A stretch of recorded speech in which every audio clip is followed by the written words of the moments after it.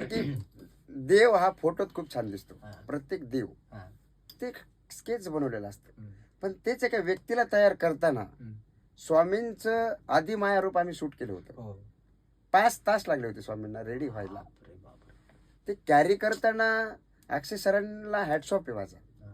की ते मी स्वतः तिथे उभा होतो. मी स्वतः तिथे हम्म, हम्म. त्यांना ते सहकार्य करायचं. इकडून पिनअप कर, तिकडून साडी कॅरी करणं, तो वीक करणं. वीक करणं. खूप त्यांना त्या प्रत्येक लीला करताना खूप त्रास पण आहे. ते दाढी लावावं लागते, हो. ते सगळं गम चिटकून वगैरे दिसताना छानच दिसतं. ते करून घेतात. खरे स्वामी आमच्याकडून खरंच करून घेतात. अरे. आणि दुसरं गोष्ट तुम्ही जे मला प्रश्न केला की हम्म. बाबा त्यांना एवढा या लीलेमधला प्रत्येक लीला रिपिटेशन होऊ नये हा. याची काळजी मी पहिल्या दिवसापासून घेतो. हम्म. पहिल्या दिवसात एक तर मी बखर वाचली. हम्म. स्वामींच्या प्रत्येक लीला मला माहिती. हम्म. प्रत्येकाने आम्ही गोपाळ बुवा केळकरांची लीला बखर फॉलो करतो. हम्म. हम्म. त्यांच्या लीला वाचल्या सगळ्या. यशवंत सरांची पण एक बखर आहे. त्यांच्या 399 लीला आहे स्वामींच्या.